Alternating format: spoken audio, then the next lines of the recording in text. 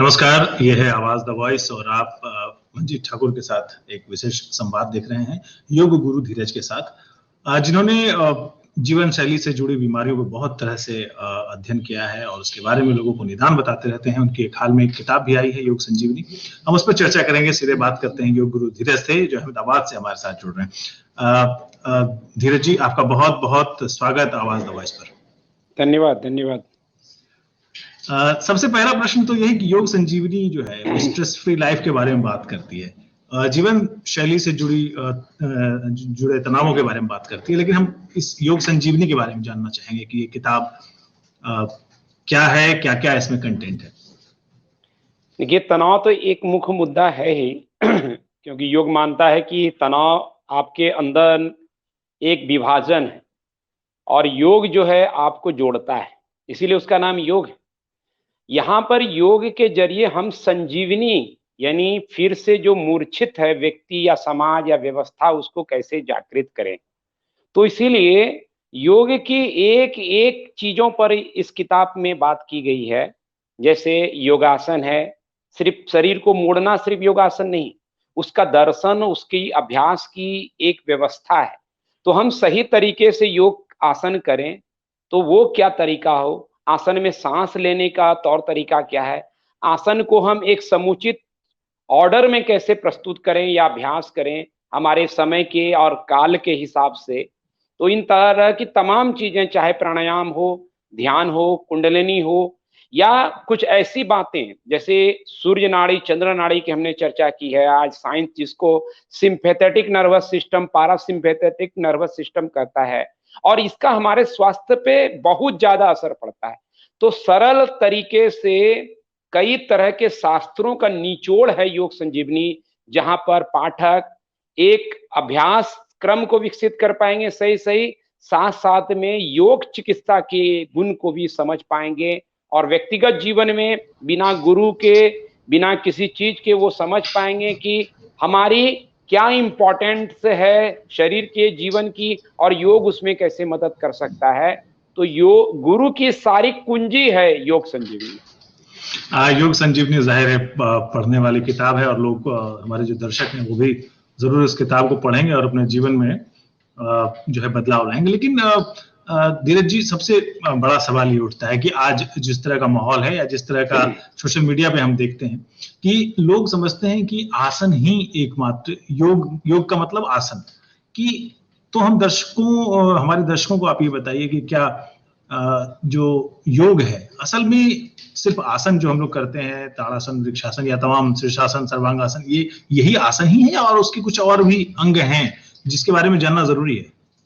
देखिए, कई सारे अंग हैं। अष्टांग योग इसीलिए नाम पड़ा है कि उसके 8 अंग बताए महर्षि पतंजलि ने अपने योग सूत्र में, जिसमें यम, नियम, आसन, प्राणायाम, प्रत्याहार, धारणा, ध्यान से लेके समाधि तक इन 8 अंगों की चर्चा है। तो वाजिब तौर पर हमारा जो जीवन है वो कई तल पर खिलता है, हमारा होना कई तल पर है। जैसे हम शरीर भी हैं, हम प्राण हैं, सांस हैं, हम मन हैं, हम भावना हैं, हम स्पिरिट हैं, हम हार्मोन्स हैं। तो मानव जो तल है वो कई रूप में प्रकट होता है और हर तल पर हमें स्वस्थ चाहिए, स्वास्थ्य चाहिए। इसलिए हर तल को छूना पड़ेगा, हर तल को बेहतर बनाना पड़ेगा। इसीलिए अष्टांग योग में चाहे आसन हो, प्राणायाम हो, ध्यान हो, कई तरह से बातचीत की गई ताकि एक संपूर्ण व्यक्तित्व की खिलाहट और संपूर्ण स्वास्थ्य आपकी धरोहर बन सके।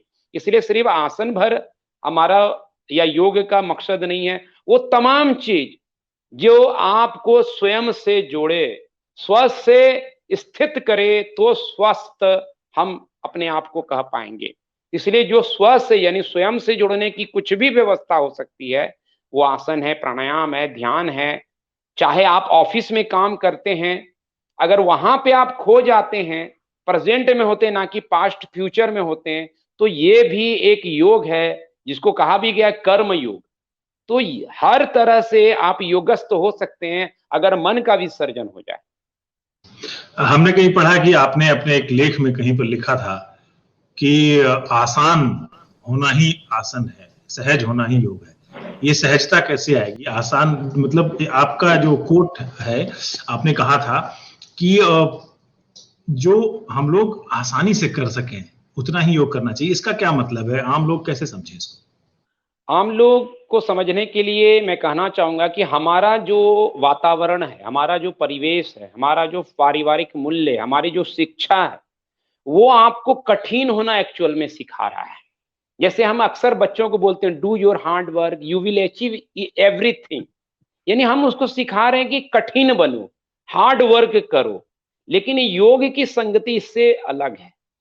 योग कहता है कि जैसे तुम हार्ड करोगे वर्क, तुम चूक जाओगे, मिस कर जाओगे। जैसे अगर हम हार्ड वर्क से किसी का प्रेम को पाना चाहेंगे तो हम फिसल जाएंगे, हम उसको प्राप्त नहीं कर पाएंगे।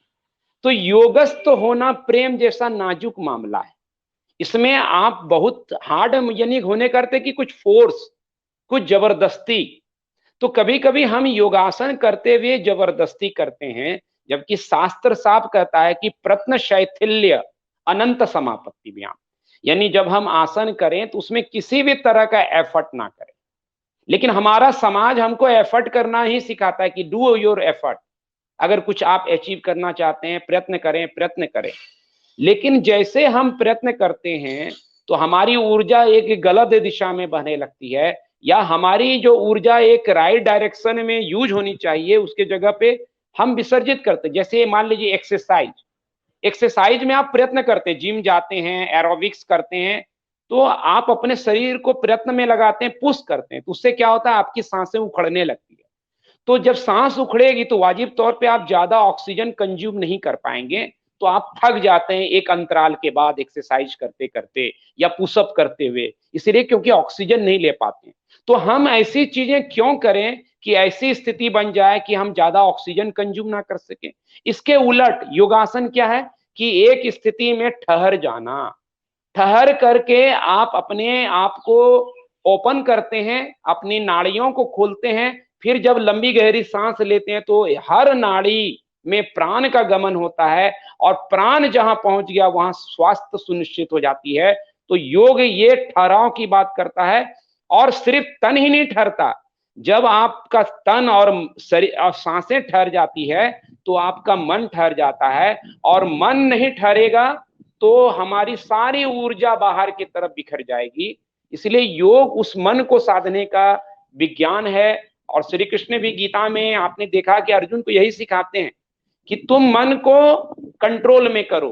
फिर अर्जुन कहते हैं कि इसको तो कंट्रोल में करना वायु के समान दुष्कर है, लेकिन फिर श्री कृष्ण का जवाब रहता है कि अभ्यास और वैराग्य से तुम इसको निग्रह कर सकते हो। तो इसलिए ठहराव एक परम कला है। लेकिन हमको लगता है कि हम दौड़ दौड़ के ही पा सकते हैं, लेकिन दौड़ दौड़ के हम खोते हैं, दौड़ दौड़ के हम थकते हैं, दौड़ दौड़ के हम तनाव में आ रहे हैं, और हर चीज पा करके भी हमसे चूक जाता है। धीरज जी, आपने थोड़ी देर पहले चर्चा की थी कि ध्यान, धारणा, मतलब 8 जो अंग हैं योग के, उसमें ध्यान और धारणा और समाधि, ये 3 चीजें हैं जिसको लेकर के आम लोगों के बीच थोड़ा सा संशय है। संशय इसलिए है क्योंकि लोग समझते हैं कि प्राणायाम, ध्यान और आसन, ये 3 चीजें हैं जो लोगों तक मोटे तौर पे पहुंच रही हैं योग के नाम पर। आपने धारणा और समाधि की बात की है, तो धारणा, ध्यान और समाधि किस तरह से अलग है एक दूसरे से? देखिए, धारणा के बारे में शास्त्र कहता है कि देश बंधुस चित्तस्य धारणा, यानी चित्त का एक जगह टिक जाना धारणा है। यानी धारणा एक ऐसी प्रैक्टिस है, अभ्यास है, जिससे आप अपने मंकी माइंड को एक जगह स्थिर करते हैं, एकाग्र करते हैं। आज आप देखते हैं कि विद्यार्थी लोग पढ़ने बैठते हैं, उनका ध्यान चारों तरफ चला जाता है। हम लोग भी गाड़ी चला रहे होते हैं, फिर व्हाट्सएप टन आवाज करता है, हम व्हाट्सएप पे गाड़ी चलाते देखते हैं। ये क्यों होता है ऐसा? क्योंकि हमारा मन तुरंत मूव कर जाता है कहीं, और इस मूवमेंट जो है ये हमें क्या करता है, एक विद्यार्थी को अच्छे से विषय को समझने की योग्यता विकसित नहीं करने देता, एक ड्राइवर को ठीक से गाड़ी को नहीं चलाने देता और एक्सीडेंट को हासिल हो सकता है। एक व्यक्ति, हम आप जहां काम कर रहे हैं वहां अपने कर्मों की कुशलता को हम प्रकट नहीं कर पाते हैं। तो इसीलिए धारणा की अनिवार्यता है कि वो पहले ही वो सीढ़ी है कि हम कैसे मन को ट्रेन करें। जैसे आप कार चलाना सीखते हैं तो पहले आप खुले मैदान में सीखते हैं, ना कि ट्रैफिक में जाकर के कार सीखते हैं। तो ये धारणा उसी तरह की कि खुले मैदान में मन को नियंत्रित करने की प्रैक्टिस, साधना।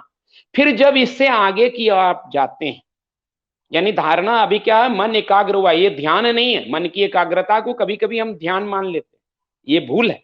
या हम अगर कोई अभ्यास कर रहे करें ये ध्यान है, वो ध्यान नहीं है, वो एक एक्चुअल में धारणा है।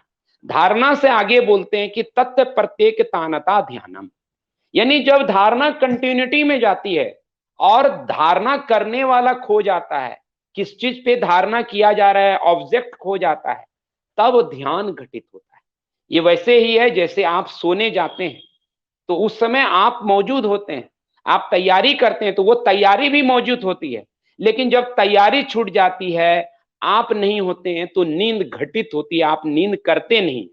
तो उसी तरह ध्यान किया नहीं जा सकता है, धारणा में हुआ जा सकता है। और धारणा धीरे धीरे जब प्रगाढ़ होने लगता है तो हो सकता है किसी क्षण में, किसी पल में ध्यान घटित हो जाए। अब आती है बात समाधि की। तो धारणा से आप स्टार्ट करके ध्यान में पहुंचते हैं, लेकिन फिर हो सकता है कि आपका चंचल मन कहीं प्रकट हो जाए। फिर आप आते हैं, फिर जैसे ये वही बात हुई कि घर आज साफ किया और फिर कल सुबह गंदा, फिर सफाई में लग गए। यानी मन को अभी नियंत्रित किया धारणा से, फिर ध्यान में भी ले गए, लेकिन फिर मन की चंचलता शुरू हो गई।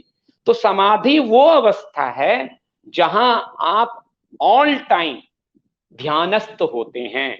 अब ध्यान चुकता नहीं है, यानी मन आपका आपके नियंत्रण में होता है। अब मन में वेव्स, चित्त में वृत्तियां नहीं होती है, यानी आप पूर्ण योगस्थ स्थिति में होते हैं, जिसको कबीर ने कहा कि जो जो करूं सो सो पूजा, जब जब डोलूं तब तब परिक्रमा। यानी अब अलग से मुझे मंदिर जाना नहीं पड़ता है, अब तो जहां रहता हूं लगता है वहीं ईश्वर का वास है, वहीं ईश्वर है, और जो जो करता हूं वही वही मेरी पूजा हो जाती है। तो जब उस स्थिति में आप होते हैं तो उसको समाधिस्थ कहते हैं। और इसकी परिभाषा और श्री कृष्ण ने अर्जुन को ज्यादा क्लियरिटी से व्यक्त किया है, जिसमें कहा गया सुख दुखे समय कृत्वा लाभा लाभो जया जयो, कि योगस्थ समाधिस्थ चित्त कैसा होता है कि वो सुख में, दुख में, मान में, अपमान में, यश में, अपयश में, लाभ में, हानि में एक समान चित्त वृत्ति का होता है।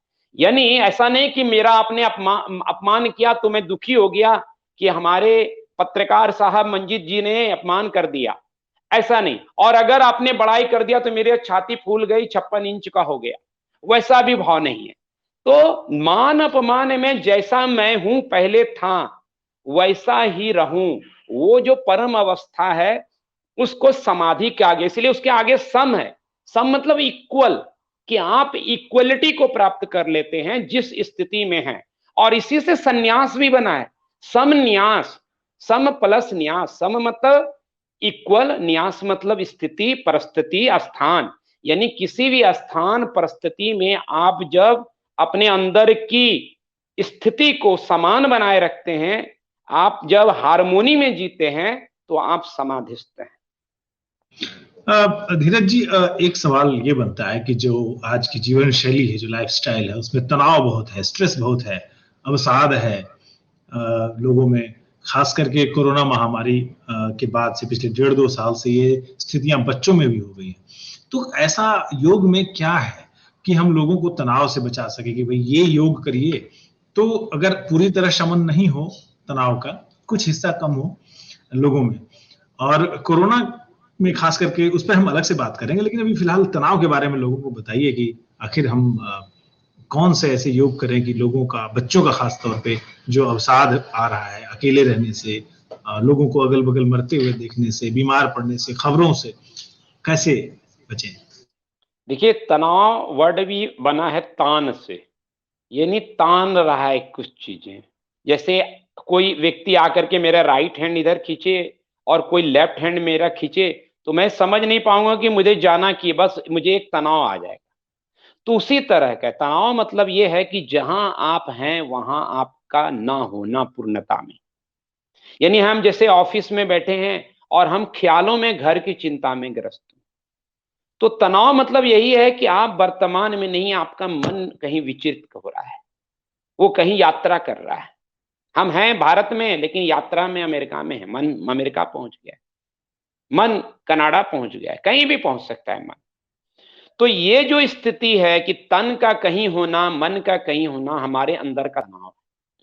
तो जब जब आप इस स्थिति में होते हैं, जैसे आपने बच्चों की बात की, बच्चे पढ़ाई कर रहे हैं, लेकिन उनका ध्यान पढ़ाई पे कम होता है, इस बात को लेकर के वो ज्यादा फिक्रमंद होते हैं कि पढ़ाई के बाद जो मैं एग्जाम दूंगा उसमें रिजल्ट क्या हो।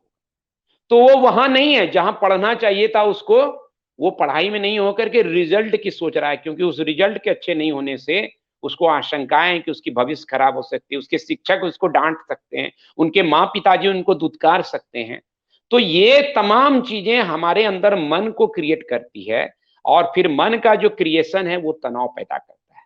और हर वो स्थिति, जैसे मान लीजिए कि हम देख रहे हैं कोरोना काल में की खबरें आ रही हैं, ये हो जाएगा, तीसरी लहर आने आ रही। अब तीसरी लहर आए नहीं, लेकिन हम चिंतित होने लगे, अरे मैं तो कमजोर आदमी हूं, कहीं तीसरी लहर में मैं चपेट में आ गया, मेरी मृत्यु हो गई, मुझे कुछ ऐसी बीमारी हो गई कि मेरा आर्थिक बजट खराब हो जाए। तो इन तमाम स्थिति में वो जो हमारा तनाव है वो बढ़ता जाता है। शायद मुझे लगता है वीडियो फ्रीज हो गया है। नहीं नहीं, फ्रीज नहीं हुआ है। मैं ये कह रहा ठीक था जी, मैं जी सुन रहा था आपकी बात को गौर से। जो तनाव है बच्चों में, या इसका आपने बहुत सुझाव दिया, लेकिन क्या कोई ऐसा तरीका है कि तनाव कम कर सकें? हाँ कोई ऐसा योगाभ्यास है कि जिसका जी पालन करने से थोड़ा तनाव कम हो सके? जी, उसी के तरफ मैं आ रहा था, और वो वही है उपाय, योग।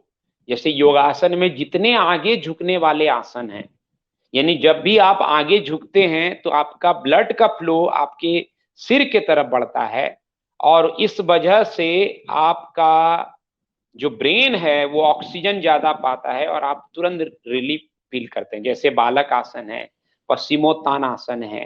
तो जो भी आगे झुकने वाले आसन हैं वो अच्छे हैं। दूसरा, प्राणायाम की बात करें तो जितनी स्लो डीप ब्रीदिंग है, जैसे नाड़ी शोधन प्राणायाम है, ओंकार है, बच्चों के लिए और आसान है, इसमें कोई बहुत ज्यादा विधि की आवश्यकता नहीं है।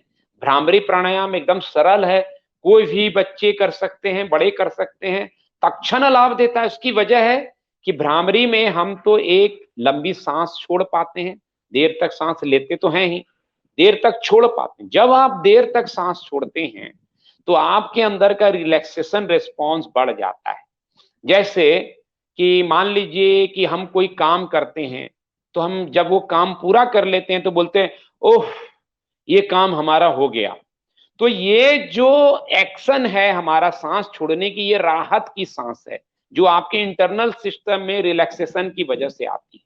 तो जब जब आप देर तक सांस छोड़ेंगे, जैसे भ्रामरी मौका देता है आपको, ओंकार वो मौका देता है कि आप देर तक 10 सेकेंड नहीं, 20 सेकेंड, 30 सेकेंड लगातार साउंड निकालते हुए सांस छोड़ सकते हैं।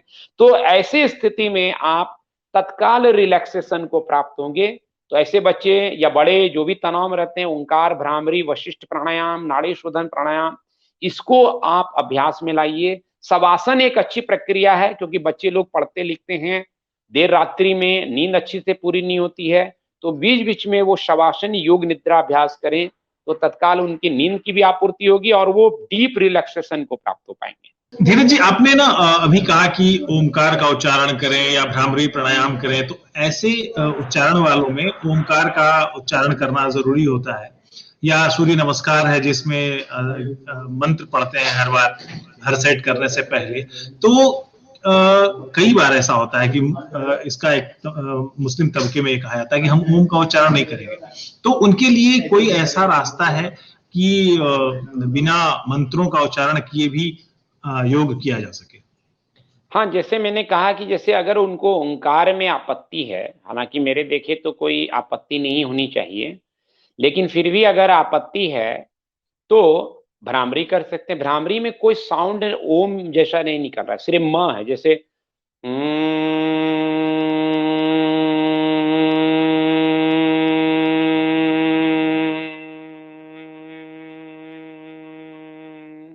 तो आप देख रहे हैं कि मैं देर तक सांस छोड़ पा रहा हूं और साथ में साउंड है। इसकी एक वजह है, अगर इस वजह को हम समझ जाएंगे तो अहंकार का विरोध नहीं हो पाएगा हमारे अंदर। क्यों कि जब जब आप साउंड निकालते हैं तो देर तक सांस छूटती है। जैसे मैंने कहा, देर तक सांस छोड़ने से आपकी चंद्र नाड़ी एक्टिवेट होती है, जिसको आज साइंस ने कहा पारासिम्पैथेटिक नर्वस रिस्पॉन्स। और ये पारासिम्पैथेटिक रिस्पॉन्स क्या है कि रिलैक्स एंड डाइजेस्ट। ये आपको रिलैक्स करता है। जब आप रिलैक्स होते हैं तो आपका सिस्टम मरम्मत में जाता है। एंड डाइजेस्ट, आपका पाचन शक्ति प्रॉपर काम करता है। दूसरा, इसमें साउंड जब आप यूज करते हैं तो जब भी आप साउंड करेंगे तो आपका माइंड नहीं चल सकता है। साउंड में माइंड नहीं चलता, इसीलिए आपको गाना अच्छा लगता है, गुनगुनाना अच्छा लगता है। चाहे आप किशोर कुमार हो या ना हो, लेकिन फिर भी लगता है कि हम गुनगुनाएं। लोग अगर आपत्ति जाहिर करते हैं तो हम बाथरूम में गुनगुनाने लगते हैं, लेकिन गुनगुनाते हैं क्योंकि ये आपको रिलीव करता है, क्योंकि साउंड आप करते हैं। हम आपस में बातचीत करते हैं, जैसे ये भी एक बातचीत है, इंटरव्यू एक बातचीत है। तो हम बातचीत करने में भी आनंद फील करते हैं। आप लोग को देखते हो कि घंटों बैठ बैठ के गॉसिप करते हैं। हमको समझ में नहीं आता कि गॉसिप में क्या मजा है। मजा है वो गॉसिप से साउंड क्रिएट कर रहे हैं आप, और साउंड आपके मन को तोड़ता है। कोई भी साउंड आप निकालेंगे, आप पशु पंक्षियों को भी देखते हैं, आप पंक्षी को देखते हैं, कुछ ना कुछ साउंड निकालती रहती। क्यों? वो इस तरह से अपने तनाव को मैनेज करती है। तो चाहे मनुष्य हो, पशु पंक्षी हो, जानवर हो, कुत्तों को देखते हैं कि बहुत तनाव में होता है, एक खास तरह का वो ध्वनि निकालता है। तो वो जो ध्वनि है हमारे लिए लगता है कि अपशगुन है, हम ऐसा बोलते रहते हैं, लेकिन उसके लिए अच्छा है, वो तनाव को मैनेज करता है इस तरह से। तो जब जब आप साउंड निकालते हैं आपको तनाव मैनेज होता है। तो उस लिहाज से ओम है, ओम का किसी मजहब से, धर्म से लेना देना नहीं है। ये ऐसा ही है कि जैसे अगर अभी हम टीकाकरण कर रहे हैं, अभी अभियान चला था, पहले पल्स पोलियो का और अभी कोरोना का टीकाकरण, तो हम ये कहें कि ये ईसाइयों ने बनाया है इसलिए ये ईसाई टीका है, इसलिए हम टीका नहीं लगाएंगे, ये नादानी है। उसी तरह ओम जो है ये प्राचीन मन को नियंत्रित करने की एक व्यवस्था है, आध्यात्मिक ऊर्जा को अपलिफ्ट करने की व्यवस्था है। संयोग से इसका सनातन लोगों के साथ जुड़ाव है, इसलिए इसको हम हिंदू मुस्लिम के कैटेगरी से बाहर देख करके हीलिंग के कैटेगरी में लाएं कि हमारा ये हीलिंग करता है, इसीलिए ओम। आप लेकिन आपत्ति है तो भ्रामरी कर लीजिए, ओम कहिए, आमीन कहिए, ओमनी प्रेजेंट कहिए, सब जगह वही ओम है। चाहे आप इस्लाम में देखिए या ईसाइयत में देखिए, ओम कहीं न कहीं दूसरे फॉर्म में प्रकट है। और जो आसन है, आसन में ऐसी कौन से आसन हैं जो रोजमर्रा के तौर पर किए जाने चाहिए, जिससे हम लोग जो है आसानी जो अपने जीवन शैली में सुधार ला सकते हैं? ऐसे कुछ आसन आपने जरूर बनाए होंगे, मतलब बताए होंगे जो निकाल के रखा। देखिए योग संजीवनी किताब में भी मैंने ऐसे कई सारे आसनों के बारे में बताया है। मैंने उसमें कैटेगरी बनाया है। एक जो अगर योग संजीवनी किताब जब आपके हाथों में आएगी तो आप देखेंगे कि योग संजीवनी में एक चैप्टर है कि आसन का वर्गीकरण और आपका नेचर, यानी आप अपने हिसाब से कैसे तय करें कि हमें क्या सीखना है।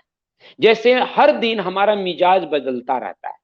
आज हम बहुत उत्साहित हो सकते हैं, कल हो सकता है हम डिप्रेस्ड फील करें, कल लो एनर्जी फील करें, कल मेरा मूड स्विंग हो जाए और मैं गुस्सा चिड़चिड़ापन फील करूं। तो हर दिन एक समान नहीं होता है। हमारे भीतर की संरचना, हार्मोन्स चेंज होती रहती है और मूड भी चेंज होता रहता है। तो हम कैसे समझें कि हम किस दिन क्या करें? तो वो चैप्टर योग संजीवनी में हमने बताया है।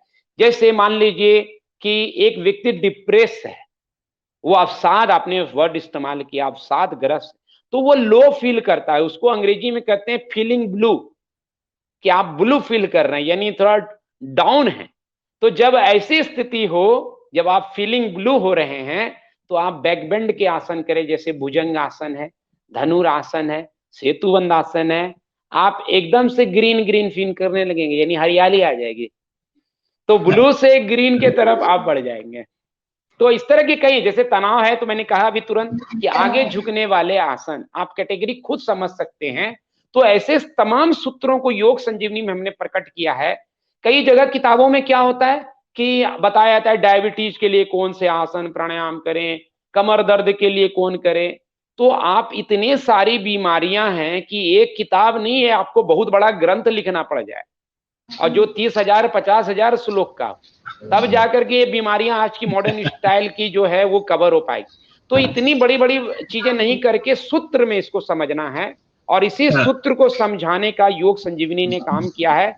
तो मैं आपके दर्शकों से भी आग्रह करूंगा, इसको ले, बहुत सस्ती किताब है, 199 में है, और इतने सस्ते में आप कई शास्त्रों के निचोड़ को पाते हैं।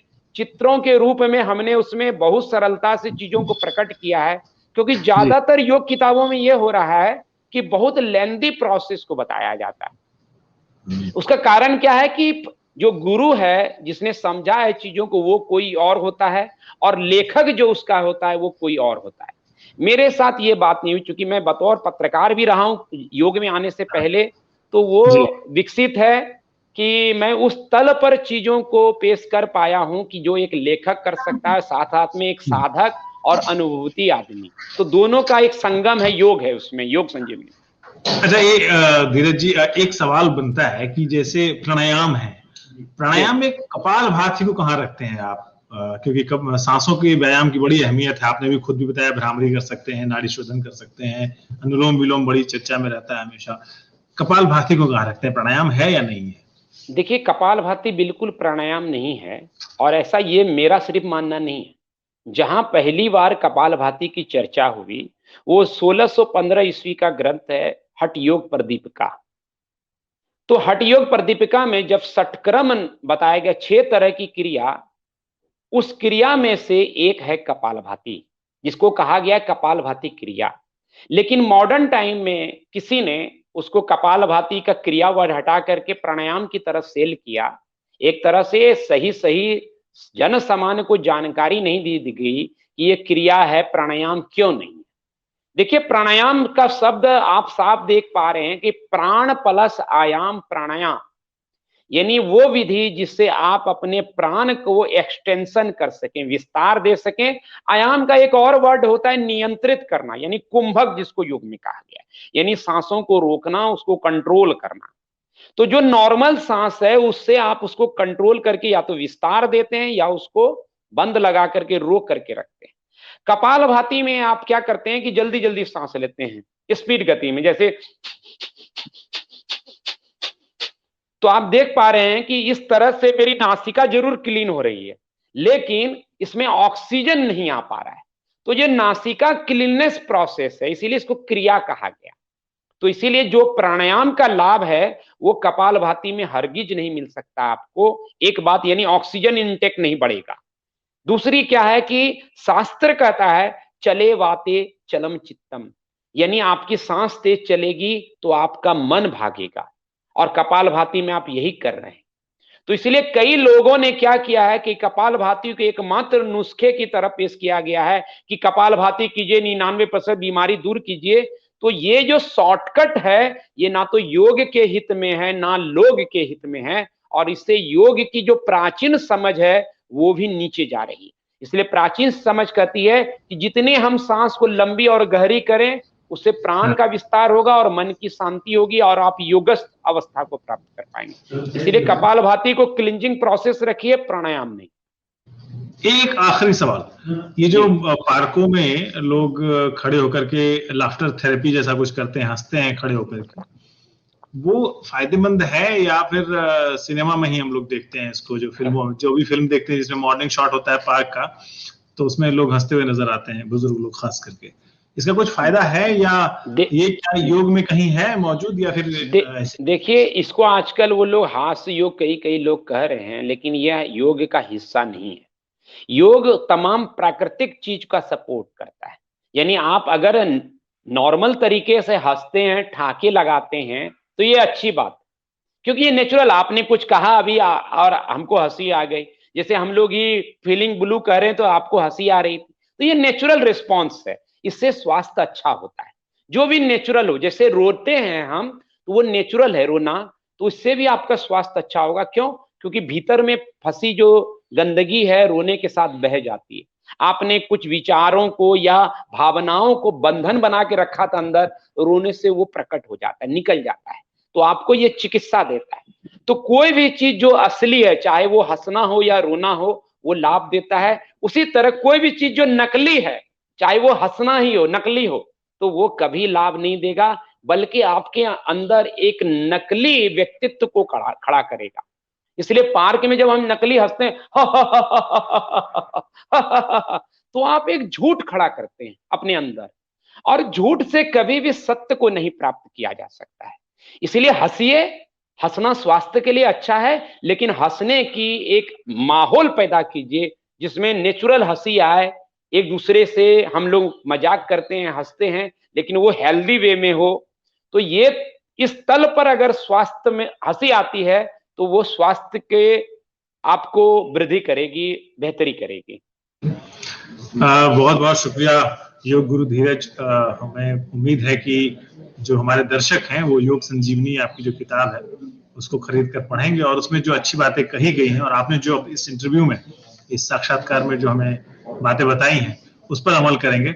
बहुत बहुत शुक्रिया आपका और हमारे सभी दर्शकों का जिन्होंने इस शो को देखा। नमस्कार। धन्यवाद आपका और आपके सभी दर्शकों को नमन।